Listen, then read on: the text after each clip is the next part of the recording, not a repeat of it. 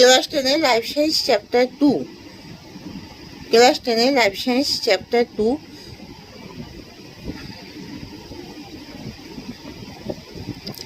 মাধ্যমিকের জীবন বিজ্ঞান, জীবনের প্রবণতা। তোমরা সবাই মন দিয়ে, এটা দ্বিতীয় অধ্যায়, তোমরা সবাই মন দিয়ে শোনো আর লেখো। সবাই লাইক অ্যান্ড সাবস্ক্রাইবটা দিয়ে দাও।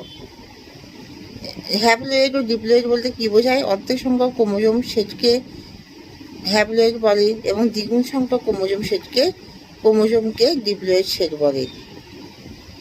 অযৌন জননের একটি সুবিধা অসুবিধা লেখো। সুবিধা, কম সময় বেশি জীব সৃষ্টি করা হয়, আর অসুবিধা, নতুন বৈশিষ্ট্য সৃষ্টির সম্ভাবনা থাকে না। অপুংজনি কি? নিষেক ছাড়াই অনিষিক্ত ডিম্বাণু থেকে অপত্য জীব সৃষ্টিকে অপুংজনি বা পার্থেনোজেনেসিস বলে, যেমন বোলতা, মৌমাছি ইত্যাদি। গ্যামেট কি? যৌন জননে একাকে গ্যামেট বলে, যে দুপ্রকার, পুং গ্যামেট এবং স্ত্রী গ্যামেট। অ্যামাইটোসিস কাকে বলে? উদাহরণ দাও।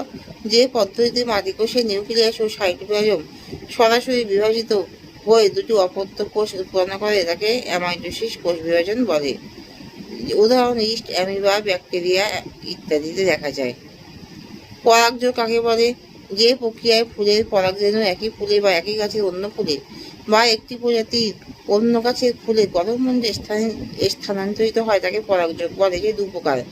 কি কি? স্বপরাগযোগ, কোনো ফুলের পরাগরেণু সেই ফুলে বা সেই গাছের অন্য ফুলে গর্ভমুণ্ডে স্থানান্তরিত হলে তাকে স্বপরাগযোগ বলে।